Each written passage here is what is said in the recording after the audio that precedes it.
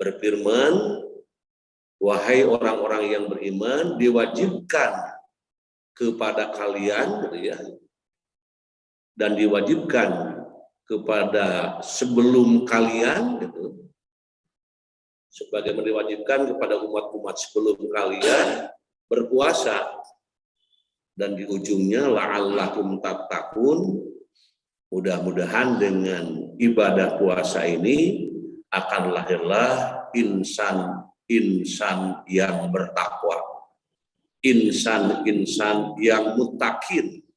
Dan insya Allah para jamaah, keluarga semuanya setelah puasa Ramadan insya Allah menjadi insan-insan baru, manusia-manusia baru, manusia-manusia yang punya sikap yang lebih bagus, lebih baik, dan lebih hati-hati di dalam melaksanakan aktivitas, baik melalui ucapan, melalui perbuatan, maupun melalui tindakan.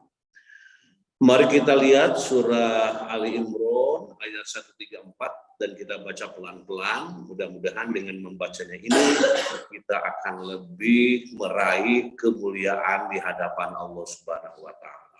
Amin.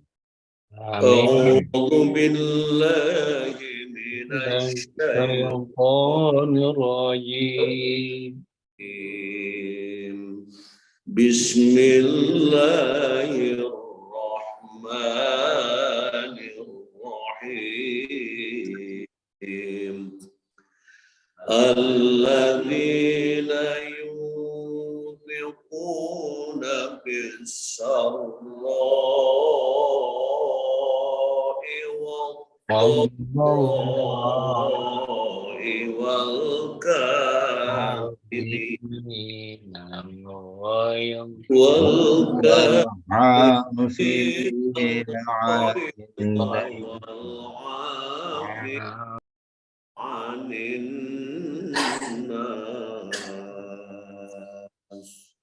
Nah, sampai situ ya ayatnya yang kita baca. Memang itu yang intinya, sebenarnya masih ada sebagian. Oke, kita ulangi baca. Alladzina yunfiquna bis-sarra'i wad-dharra'i wal-kadhiminal ghayz wal-kadhiminal ghayz wal-'afina 'anil nas wallahu yuhibbul muhsinin. Sekali lagi. Alladzina yunfiquna bis-sarra'i wal-kadhimin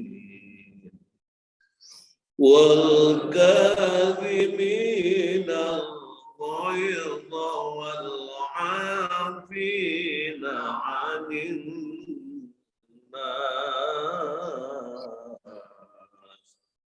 wallahu yuhibbul muhsinin.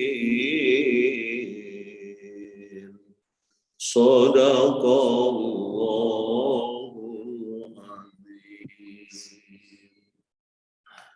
Yaitu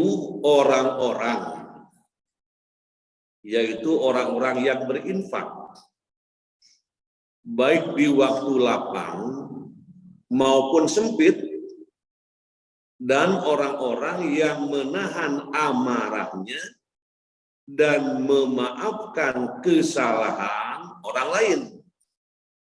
Dan Allah mencintai orang yang berbuat kebaikan.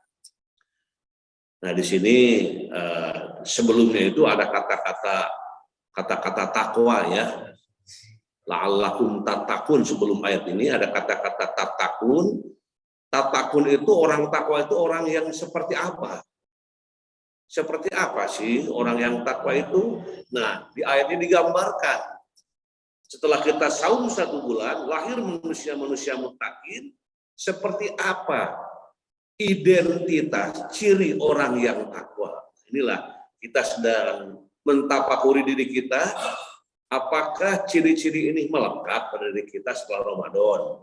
Bila terjadi dan memang kenyataannya ada, itulah orang-orang yang beruntung, orang-orang yang lahir dari Ramadan, manusia-manusia yang baru, manusia-manusia yang muttaqin. Yaitu di sini diungkapkan cirinya, yaitu alladzina yunfikuna fis-sarra'i wad-dharra. Nah, salah satu ini nih. Orang yang berinfak baik di waktu lapang maupun sempit.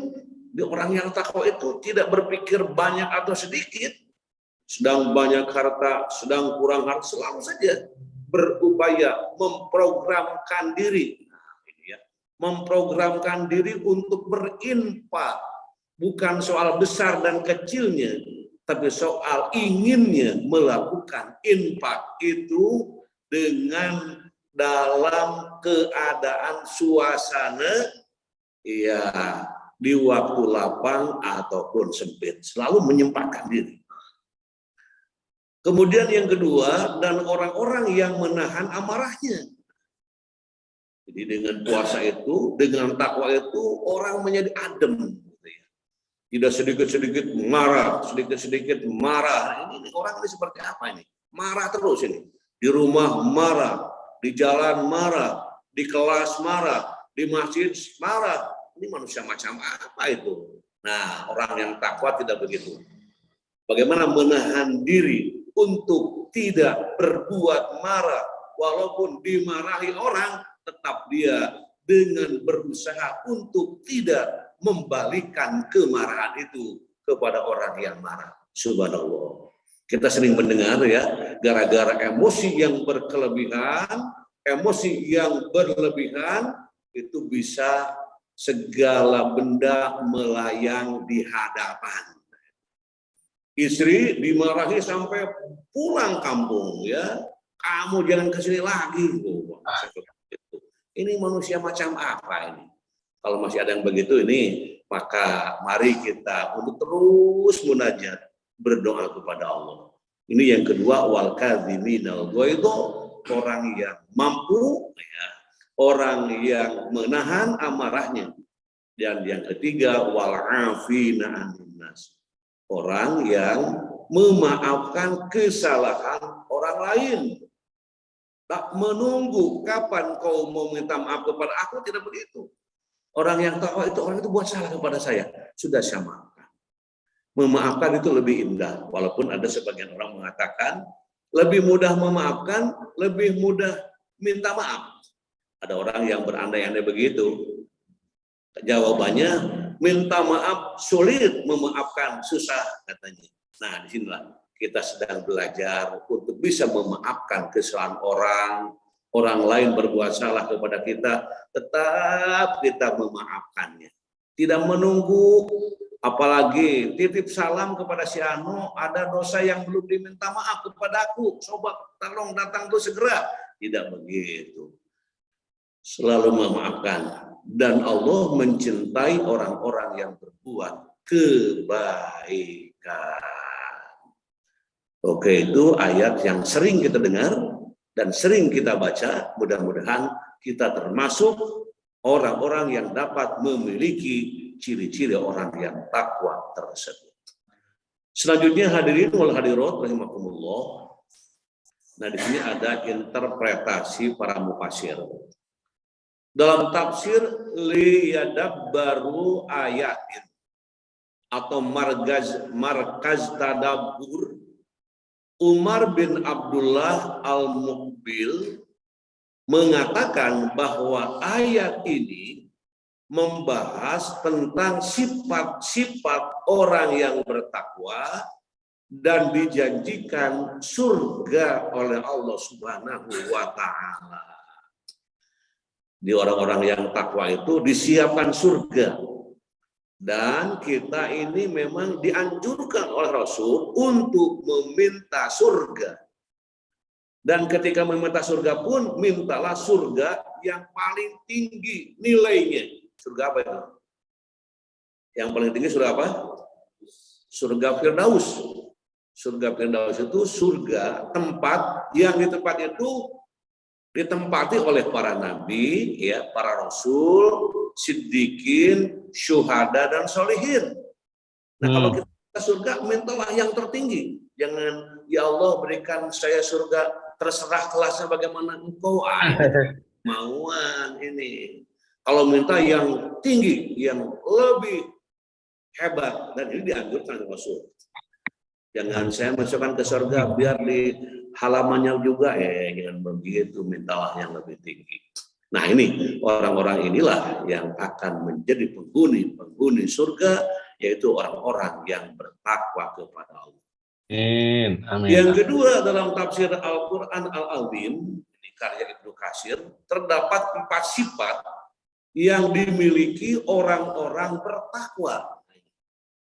Dia ada 4 sifat yang dimiliki orang-orang yang bertakwa. Di antaranya suka berinfak.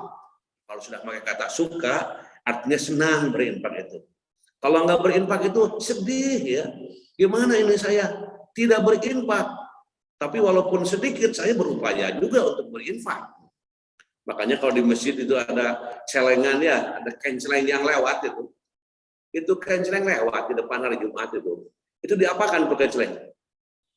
Kalau sudah ada di hadapan kita, ya diisi itu, sudah isi terus, ya digeserkan, jangan diisi, didiamkan, supaya orang lain juga berkesempatan untuk berinfak melalui kotak yang diedarkan itu.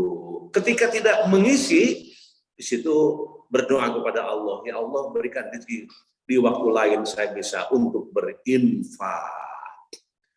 Yang kedua, mampu menahan amarah. Nah, ini mampu menahan amarah.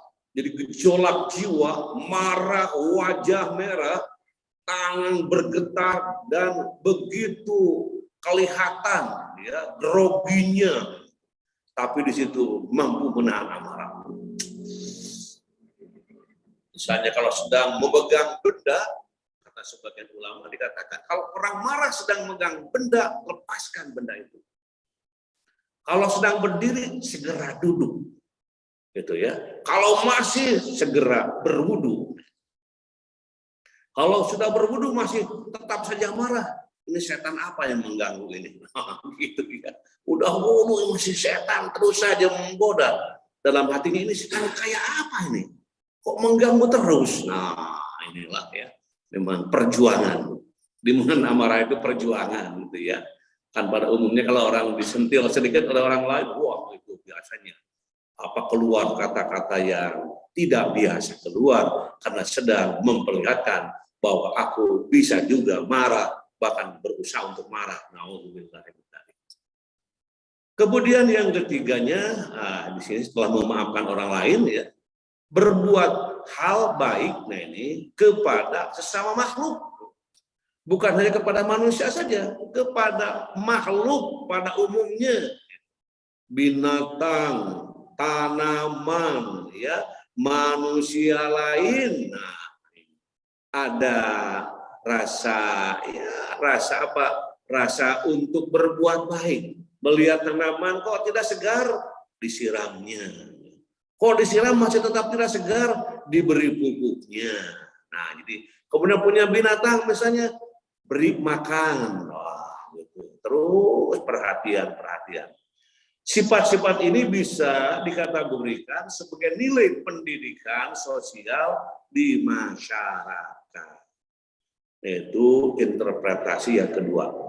Terus yang selanjutnya, hadirin rahimahumullah, yang ketiga, berdasarkan tafsir Al-Wajiz menerangkan contoh sifat orang bertakwa adalah yang menafkahkan hartanya untuk mencari ridho Allah.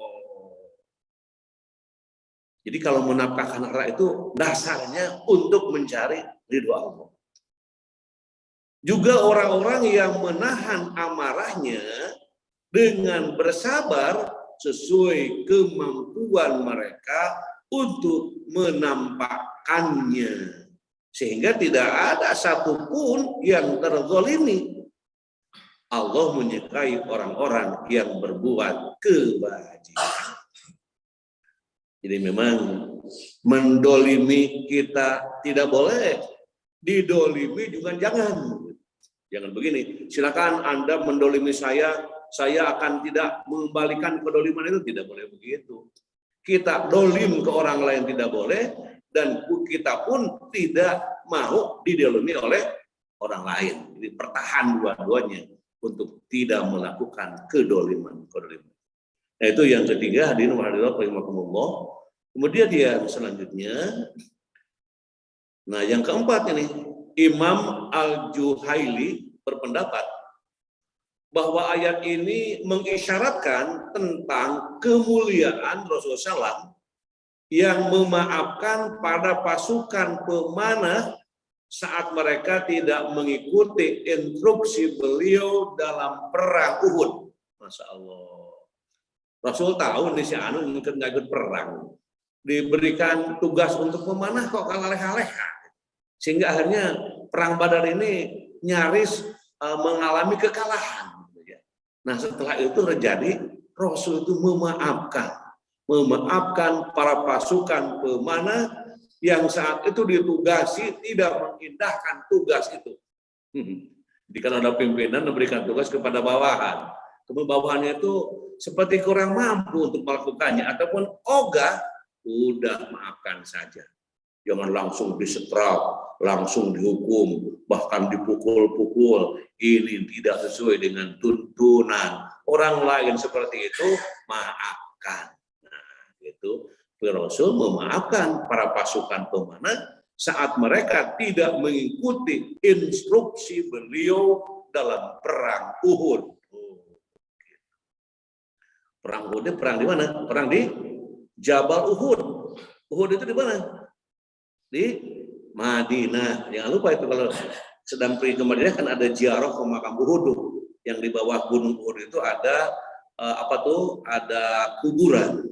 Di situ yang para syuhada di sana dikubur. Ya, ziarah ke situ, berdoa ke situ ke para pejuang Islam.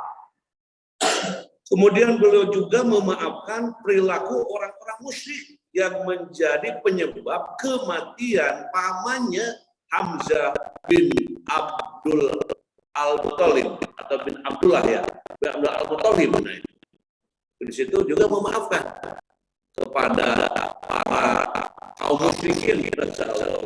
Kan kaum musyrikin kaum yang musyrik, tapi ini memaafkan kepada beliau, kepada mereka yang jadi penyebab kematian pamannya Hamzah bin Abdul Al-Muttalib. Ya, di situ memaafkan dengan segala kerendahan, dengan segala hormat. Makanya Rasulullah SAW karena kepada yang musuh saja, kepada yang musuh saja beliau itu berbuat baik. Kemudian yang kelima, menurut saya Tantawi dalam kitab Tafsir Al-Wasit, perilaku menafkahkan harta dalam ayat ini disebut lebih awal daripada perilaku menahan amarah dan memaafkan orang lain. Mengapa? Sebab seorang yang rela memaafkan atau menafkahkan sebagian hartanya dalam keadaan suka dan duka, maka ia termasuk orang yang murni hatinya dan benar-benar ikhlas.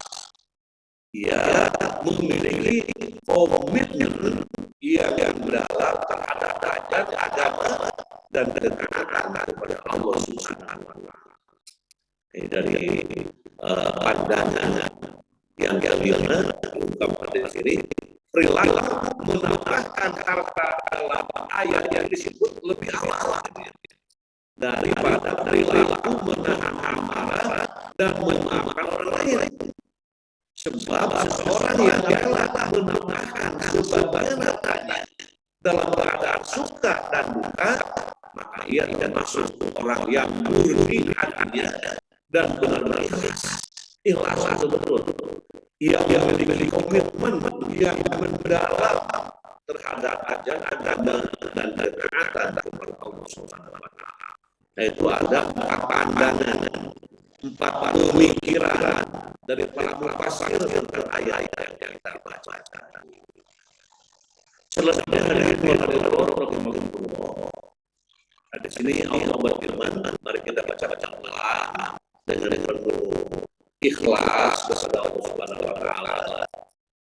Alladzina yunfiquna amwalahum bil-laili wan-nahar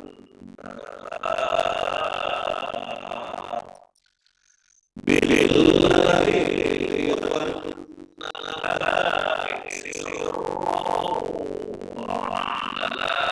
sirran walahum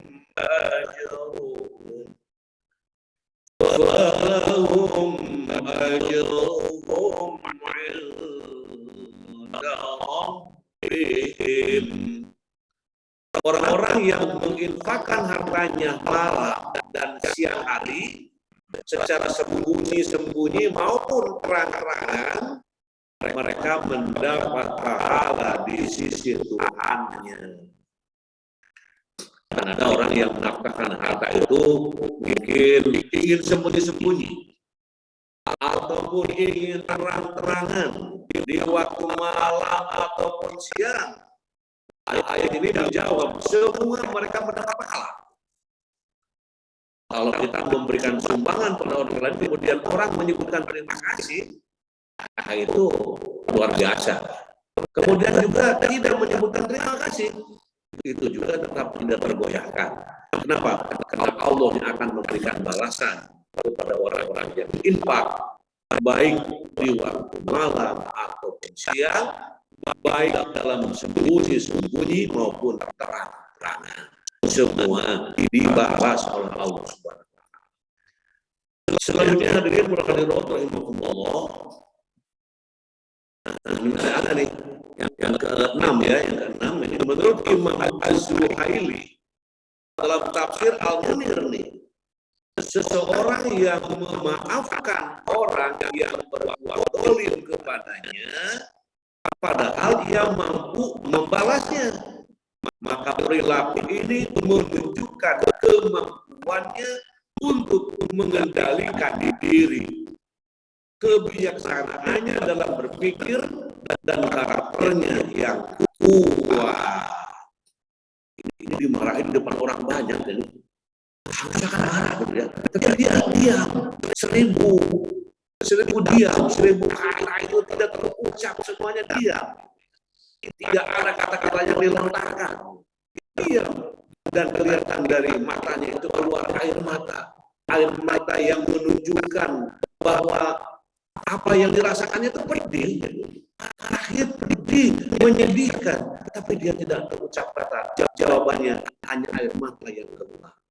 Subhanallah. Nah ini luar biasa. Orang ini orang yang sangat kuat di dalam mempertahankan dirinya supaya tidak terjerumus ke dalam golongan orang-orang yang berbuat zalim. Perilaku ini lebih baik tuh daripada seorang yang dapat menahan amarahnya. Lebih baik ternyata. Kenapa lebih baik? Karena berupaya untuk menyiapkan diri yang tulus ikhlas. Subhanallah, orang biasa belajar untuk sabar, belajar untuk ikhlas, belajar untuk siap menerima kenyataan, belajar. Allah berfirman, wa ila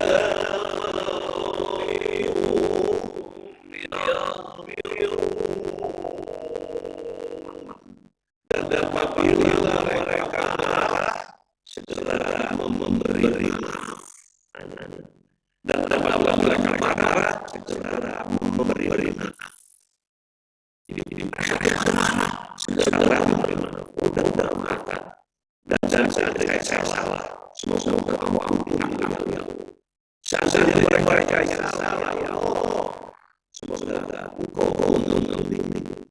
seandainya mereka benar ya Allah, aku yang salah, maka disitulah doa-doa yang indah disampaikan, dimohonkan kepada Allah Subhanahu wa Ta'ala.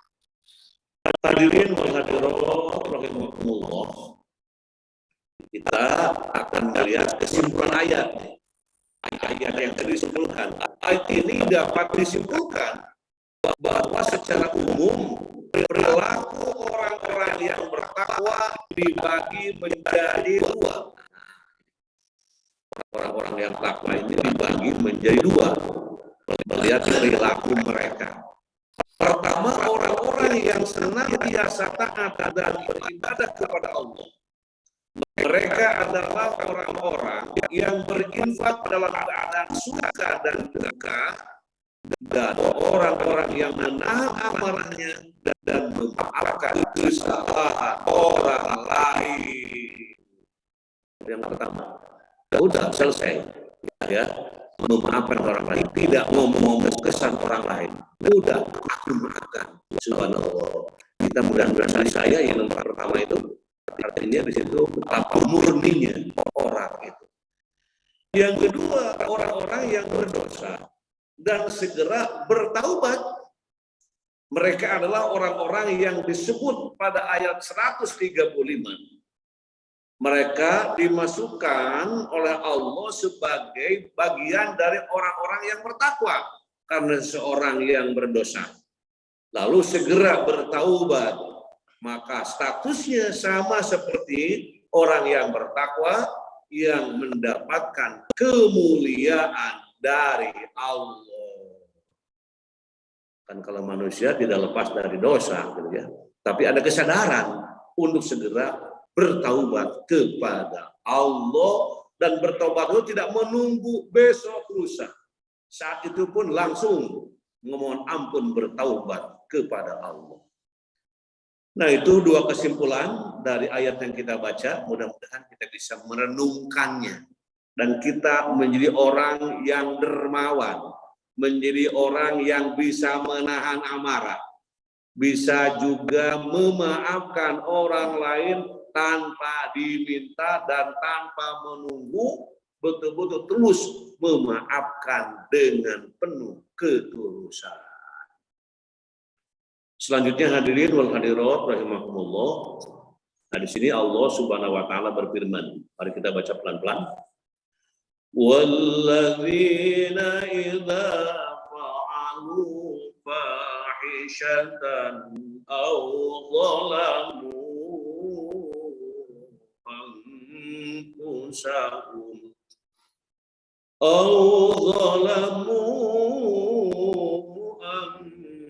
sahum zakarullaha fastaghfaru li dhunubihim wa man yaghfiru dhunuba illa Allah wa lam yusirru ala ma fa'alu wa hum ya'lamun. Dan juga orang-orang yang apabila mengerjakan perbuatan keji atau mendolimi diri sendiri, segera mengingat Allah, lalu memohon ampun atas dosa-dosanya, dan siapa lagi yang dapat mengampuni dosa-dosa selain Allah, dan mereka tidak meneruskan perbuatan dosa itu sedang mereka mengetahui. Dari sini ada kata-kata yang perlu diingat, yaitu tidak meneruskan. Selesai sampai di situ, berbuat dosa jangan ada pengulangan. Ini ayat menjelaskan tentang bagaimana ya orang-orang yang apabila mengerjakan perbuatan keji atau mendolimi diri sendiri, segera mengingat Allah, lalu memohon ampunan atas dosa-dosanya, dan siapa lagi yang dapat mengampuni dosa-dosa selain Allah, dan mereka tidak meneruskan perbuatan dosa itu, sedang mereka mengetahui. Selanjutnya hadirin wal hadirat rahimakumullah. nilai-nilai pendidikan. Jadi nilai-nilai pendidikan dari ayat yang kita baca. Ayat berapa tadi? 1, 3, 4 surat apa? Masih ingat ya? Kembali ke belakang, jangan-jangan sudah lupa nih suratnya. Suratnya surat Ali Imran, ayatnya 134. Yang pertama, mendidik hambanya agar senantiasa bertakwa dan mengeluarkan infaknya di waktu luang dan sempit.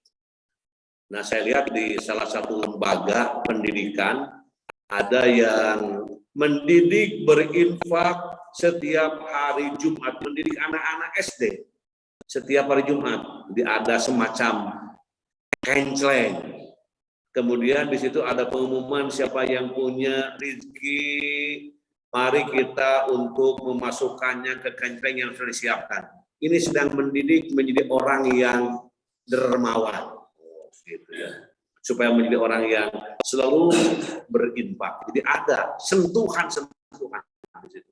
Dan ada yang membawa, ada yang tidak, tidak ada masalah itu. Tapi sudah disiapkan bagaimana mendidik anak-anak supaya menjadi gemar berinfak, walaupun uang jajannya sedikit, tapi menyisihkan dari yang sedikit itu karena sedang diberi ia jalan untuk belajar berinfak.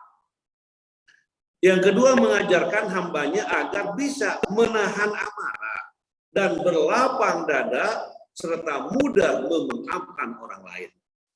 Misalnya ada seorang pendidik di depan kelas marah, ya, maka anak-anak dia memperhatikan yang sedang marah itu. Akhirnya si pengajar ini ingat kepada ayat ini, akhirnya dia segera mohon maaf nak, aku barusan marah kepada kau. Luar biasa ini. Sehingga ini sedang mendidik anaknya, sedang mendidik murid-muridnya, supaya murid-muridnya juga tidak menjadi orang yang selalu dia mengumbar amarah. Dan ketika ada yang marah, teman lainnya mengingatkan, jangan marah. Marah itu adalah api yang membuat panas diri Anda. Udah, duduk saja, diam saja. Di antara anak dan anak itu, di antara murid dan murid itu saling mengingatkan. Subhanallah. Mengapa terjadi? Karena memang di sini guru-gurunya itu selalu mengingatkan bahwa kerugian orang yang marah, hidup yang susah akibat dari kemarahan, itu digambarkan, disampaikan oleh para pengajarnya. Bahkan ketika pengajarnya marah, segera mohon maaf, Bapak barusan marah karena hal tidak sanggup menahan amarah, tapi sekarang sadar, mohon ya memaafkan, indah orang yang begitu. Kemudian menanamkan keimanan yang kuat dengan amalan takwa yang mendekatkan diri kepada Allah.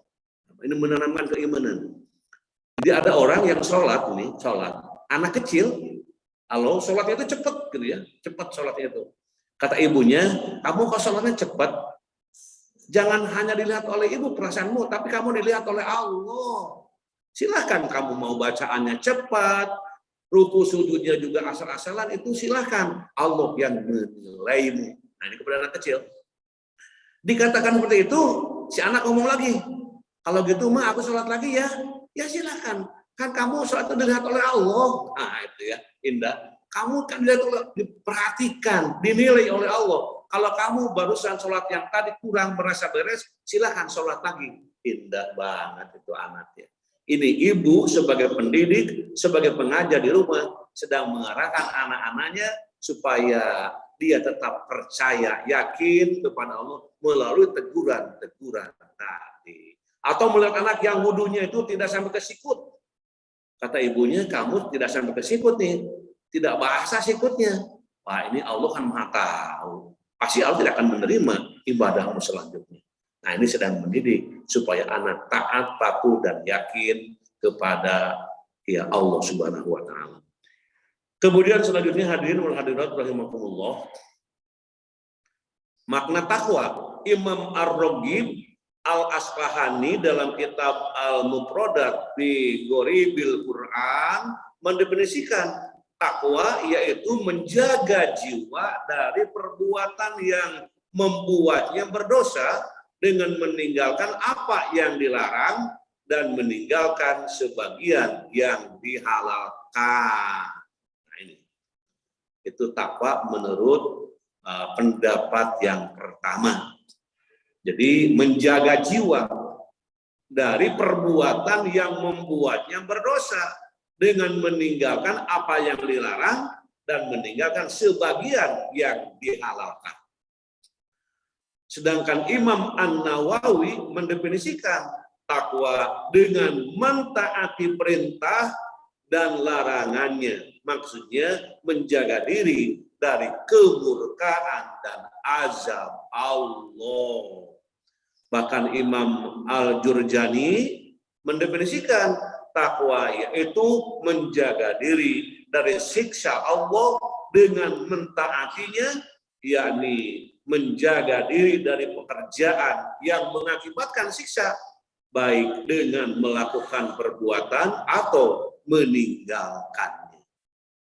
Jadi kalau para hadirin ingin mendefinisikan yang lebih sederhana lagi, silakan tentang takwa. Misalnya, itu penting taat melaksanakan perintah dan taat meninggalkan larangan. Itu adalah takwa yang beredar di masyarakat, intinya bisa menjaga diri. Selanjutnya hadirin wal hadirat rahimakumullah, keberhasilan setelah kita berpuasa itu adalah memperoleh ketakwaan. Hal ini karena orang-orang berpuasa telah melaksanakan perintah Allah Subhanahu wa taala dan menjauhi larangannya. Ayatnya ini populer dan kita sudah pada hafal semuanya, tapi kita baca juga untuk mendapatkan berkahnya.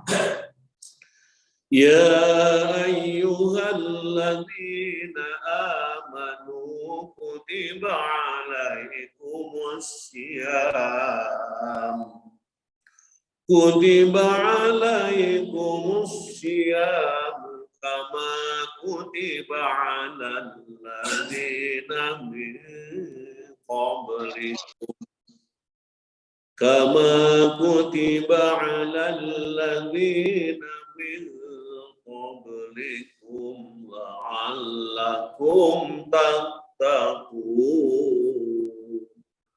Wahai orang-orang yang beriman, diwajibkan atas kamu berpuasa sebagaimana diwajibkan atas orang sebelum kamu agar kamu bertakwa. Selanjutnya hadirin wa hadirat rahimakumullah, pasca Ramadan hanya ada dua pilihan. Nah ini. Pasca Ramadan hanya ada dua pilihan, beruntung atau buntung. Halo? Ada berapa? Ada dua, beruntung atau buntung dalam ketakwaan ini ya. Faktanya bermacam-macam kondisi ketakwaan orang-orang beriman selepas mengurangi atau selepas mengarungi lautan mutiara bernama bulan Ramadan. Ulangi.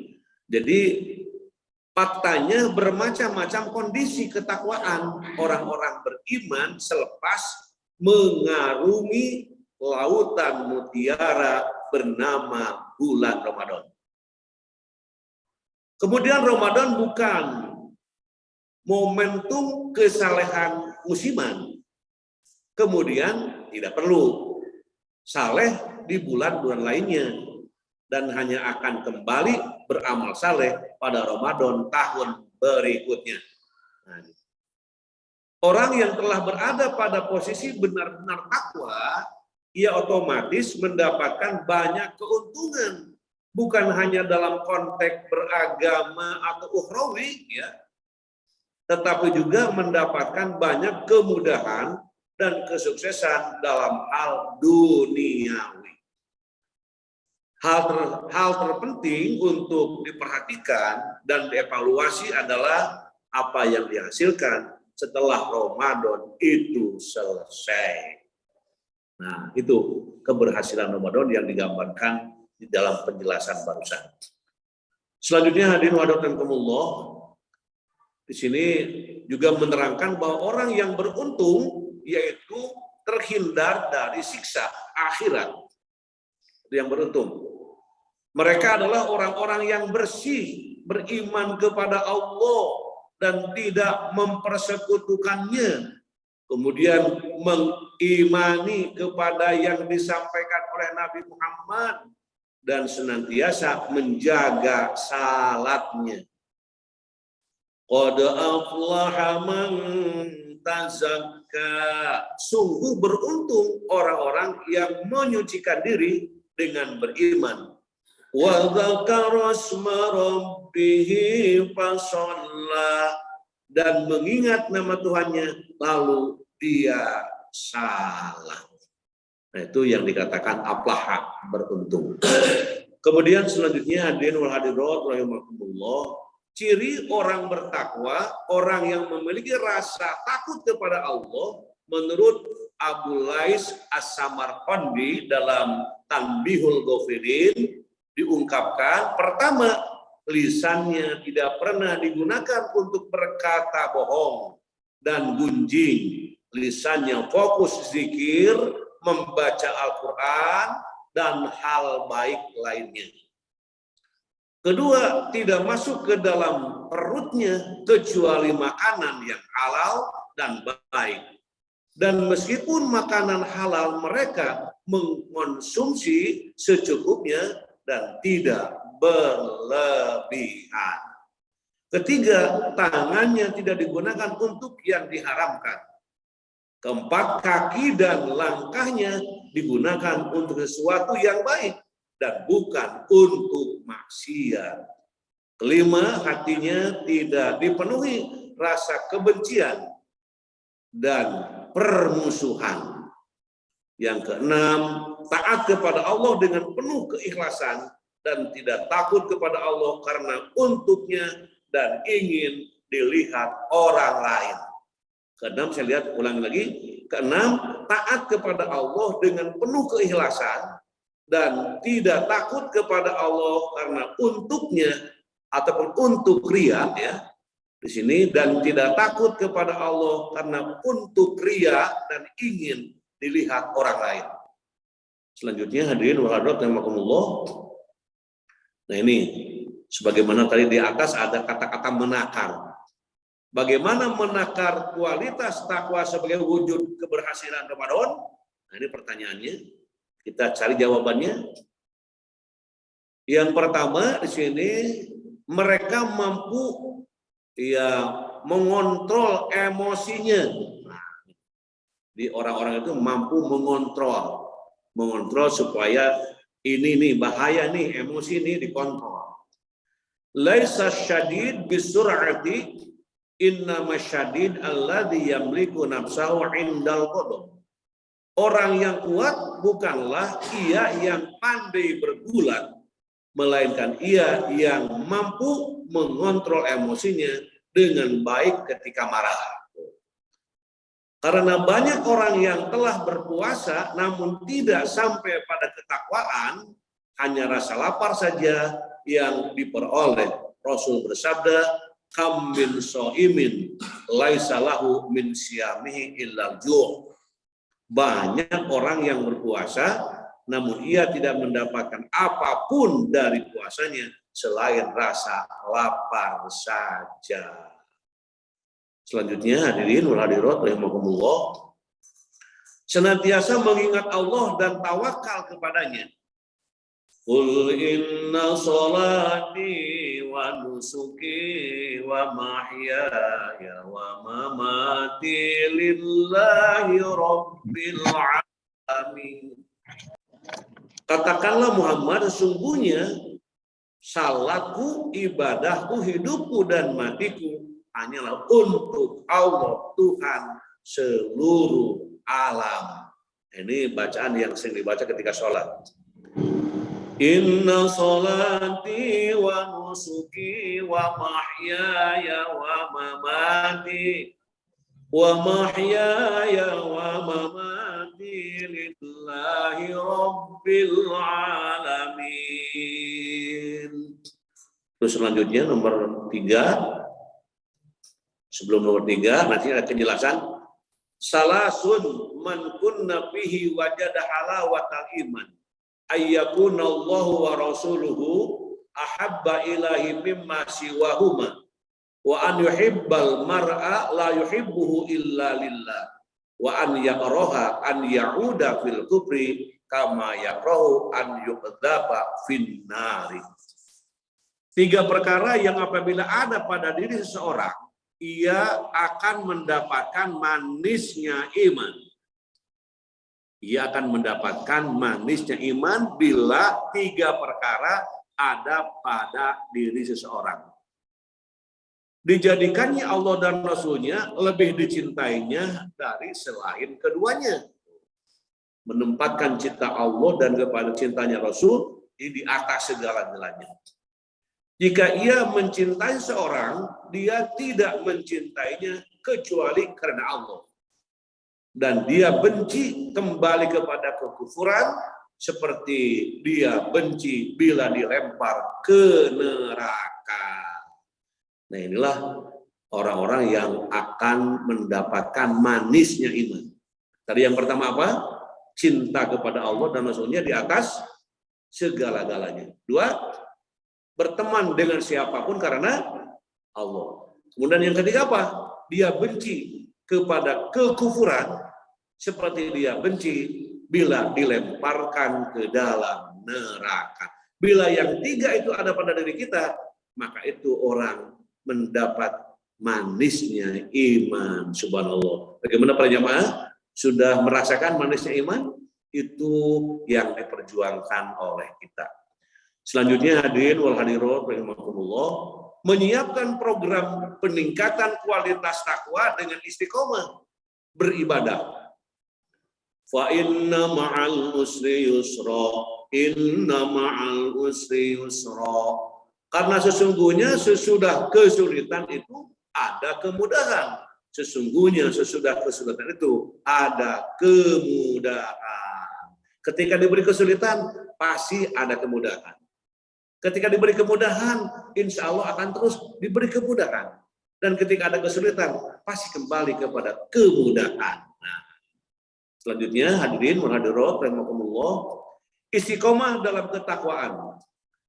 Fattaqullaha mastata'tum wasma'u wa'ati'u wa anfiqu khairan li anfusikum wa man yuqa syuhha nafsihi fa ulaika humul muflihun. Maka bertakwalah kamu kepada Allah menurut kesanggupanmu dan dengarlah serta taatlah dan infakkanlah harta yang baik untuk dirimu, dan barang siapa dijaga dirinya dari kekikiran, mereka itulah orang-orang yang beruntung. Istiqomah dalam ketakwaan, diperjuangkan sesuai dengan kemampuan masing-masing. Selanjutnya, senantiasa memperbaiki diri. Nah ini. Innallaha la yughayyiru ma biqaumin hatta yughayyiru ma bi anfusihim. Sesungguhnya Allah tidak akan mengubah keadaan suatu kaum sebelum mereka mengubah keadaan diri mereka sendiri. Nah, bulan Ramadan, bulan tarbiyah, bulan pendidikan, menghantarkan para jamaahnya untuk menjadi manusia yang berubah, untuk menjadi manusia-manusia baru, untuk menjadi manusia-manusia yang dibanggakan Allah. Terus selanjutnya hadirin wal hadirat rahimakumullah, senantiasa menjaga dan menjalankan sholat fardu di masjid. Ramadan mengajarkan kita untuk berjamaah di masjid. Salat sunat tarawih saja yang sunat dilakukan di masjid, apalagi yang fardu harus istiqomah di masjid. Hadis Rasul mengatakan, alaikum bis sholati fi buyutikum fa inna khair sholatil mar'i fi baitihi illa sholatal maktubah. Hendaknya kalian mengerjakan sholat di rumah-rumah kalian. Karena sesungguhnya sebaik-baik sholat seseorang adalah di rumahnya, kecuali salat maktubah, sholat yang diwajibkan, yang difardukan. Kemudian setelah nomor 6 kita melihat nomor terakhir. Ada lagi nih firman Allah, masih ada. Nah, di sini Allah berfirman, alladzina yu'minuna bil ghaibi wa yuqimunas sholata wa mimma razaqnahum yunfiqun. Orang bertakwa adalah orang yang mempercayai hal yang gaib, mendirikan sholat, dan sebagian dari yang kami miliki ataupun kami berikan kepadanya, mereka menginfakkannya. Di orang-orang yang mempercayai hal yang gaib, mendirikan sholat, dan sebagian dari yang kami berikan kepadanya, mereka menginfakkannya. Halo hadirin wal hadirat rahimakumullah. Selanjutnya, yang ketujuh, mencintai kebaikan. Hal jazaul ihsani illal ihsan. Tidak ada balasan untuk kebaikan selain kebaikan pula. Kalau kita berbuat baik, balasannya baik. Kalau kita berbuat lebih baik, balasannya lebih baik lagi. Jadi kita selalu berbuat baik, dan memang kebaikan menjadi kecintaan dalam melaksanakan kebaikan tersebut. Terus hadirin wal hadirat rahimakumullah. Nah, kisah teladan, ini ada kisah teladan sedikit. Salah satu contoh orang mulia di sisi Allah, tetapi tidak dihormati oleh masyarakat, adalah Uwais Al-Qarni, seorang pemuda miskin penduduk desa Khoran di Yaman. Dia menjalani kehidupan yang sulit bersama ibunya yang seorang janda. Ia pernah menderita penyakit kusta. Pakaiannya hanya ada 2 helai. Uwais Al-Qarni bekerja hanya sebagai pengembala hewan ternak dengan upah tak seberapa. Dengan keadaan Uwais yang seperti itu, ia sering ditertawakan, diolok-olok, dihina, dan dituduh mencuri ini dan mencuri itu. Tetapi semua perlakuan masyarakat seperti itu ia terima dengan sabar. Ketika pada satu hari ada seorang yang bermaksud memberikan sedekah berupa 2 helai pakaian, Uwais Al-Qarni menolaknya. Kepada orang tersebut, Uwais Al-Qarni mengatakan, saya khawatir kalau pakaian ini saya terima, nanti orang-orang menginterogasi saya dari mana saya mendapatkan pakaian ini. Mereka pasti tidak percaya dengan jawaban saya. Mereka akan menuduh saya kalau pakaian ini saya dapat, kalau tidak dengan membujuk, ya mencuri. Selanjutnya, jadi seterusnya, sesungguhnya atau sesungguh pun Uwais Al-Qarni hidup dalam kemiskinan. Ia menjalani kehidupannya dengan penuh ketakwaan. Bahkan ketakwaan diakui oleh Rasulullah SAW, meskipun di antara mereka belum pernah saling bertemu. Hal yang sangat menonjol dari ketakwaan Uwais Al-Qarni, sebagaimana diceritakan Rasulullah SAW, adalah baktinya kepada sang ibu yang luar biasa. Sejak kecil, Uwais Al-Qarni selalu taat dan hormat kepada ibunya. Ketika sang ibu telah tua dan lumpuh, bakti Uwais kepada sang ibu semakin bertambah. Suatu hari, sebenarnya ia sangat rindu untuk bertemu Rasulullah SAW, namun ia selalu mengurungkan niatnya karena tak tega meninggalkan sang ibu sendirian di rumah tanpa ada yang merawatnya. Pada suatu hari ia melihat ibunya cukup sehat. Ia mendekat padanya untuk menyampaikan isi hatinya, yang ingin bertemu atau sowan kepada Rasulullah SAW di Madinah. Uwais Al-Qarni memohon izin kepada ibunya agar diperkenankan. Sang ibu sangat terharu dengan keinginan Uwais untuk bertemu Rasulullah SAW. Sang ibu menjawab, pergilah wahai anakku, temuilah Nabi Muhammad SAW di rumahnya, dan bila telah berjumpa, segeralah engkau kembali pulang. Akhirnya berangkatlah Uwais Al-Qarni ke Madinah yang jaraknya dari Yaman sekitar 400 km. Tibalah Uwais Al-Qarni di kota Madinah dan segera menuju rumah Nabi Muhammad SAW. Diketuknya pintu rumah itu sambil mengucapkan salam. Tak ada jawaban dari Rasulullah SAW, ia hanya mendapat jawaban dari istri beliau, Aisyah radhiyallahu anha, yang mengatakan Rasulullah SAW sedang berada di medan perang dan belum diketahui kapan kembali. Kapan beliau kembali? Uwais Al-Qarni teringat pesan ibunya untuk segera pulang. Maka segeralah ia pulang ke Yaman meski dengan hati yang hampa karena gagal bertemu dengan Rasulullah yang sangat dirindukannya. Namun sebelum pulang, Uwais Al-Qarni sempat menitipkan salam untuk Rasulullah lewat Aisyah radhiyallahu anha. Ketika Rasulullah pulang ke rumah, Aisyah radhiyallahu anha memberitahukan tentang kedatangan seorang laki-laki tak dikenalnya beberapa waktu sebelumnya. Rasulullah SAW menjelaskan kepada Aisyah bahwa laki-laki itu bernama Uwais Al-Qarni. Meski beliau belum pernah bertemu secara langsung, ia adalah anak yang sangat taat kepada ibunya. Ia tak populer di kalangan penduduk bumi karena miskin sekali. Tetapi ia sangat terkenal di kalangan penduduk langit.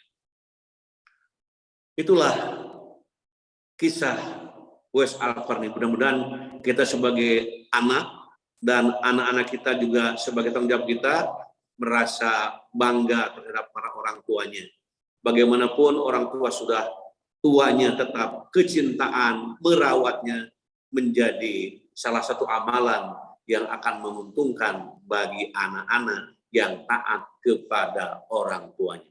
Mudah-mudahan anak-anak kita mendengar penjelasan ini dan juga menjadi anak sebagaimana Uwais Al-Qarni, orang yang dibanggakan di langit walaupun di bumi tidak dikenal oleh masyarakat. Halo, nah sekarang ini kepada doa ya, doa terakhir dari kajian di sini.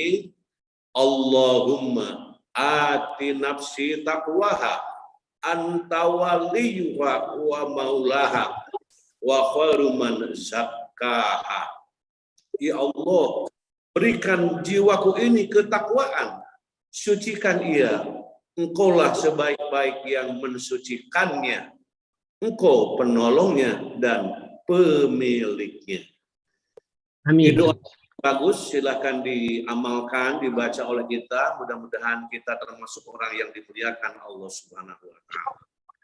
Itu saja kajian kita pada